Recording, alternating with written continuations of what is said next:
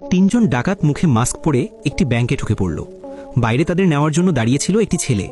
আশ্চর্যের বিষয়ে সে একদমই ঘাবড়ে যায়নি, বরং জোরে মিউজিক চালিয়ে নিজের বিটে মেতে উঠল।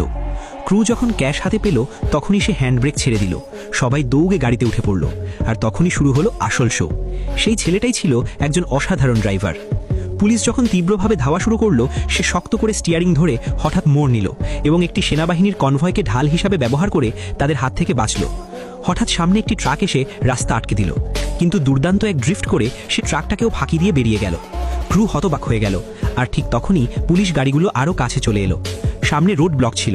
সে তৎক্ষণাৎ উল্টো দিক দিয়ে ঢুকে অনকামিং ট্রাফিকের মাঝ দিয়ে বাজির মতো চালিয়ে সবার চোখের আড়ালে চলে গেল, এক ফোঁটা ঘাম না ঝরিয়েই। অল্প সময়ের মধ্যেই তারা নিজেদের সেফ স্পটে পৌঁছে গেল। সেখানে গাড়ি বদলে তারা পুরোপুরি গায়েব হয়ে গেল। ছেলেটা ছিল অনাথ। এক চাচা তাকে একাই বড় করেছেন। তার সবচেয়ে বড় নেশা ছিল রেসিং আর মিউজিক। হেডকোয়ার্টারে ফিরে বস লুটের টাকা সমানভাবে ভাগ করে দিল। বস খুবই সতর্ক ছিল। সে নিজে কখনো সামনে যেত না, শুধু পেছন থেকে সব প্ল্যান করত।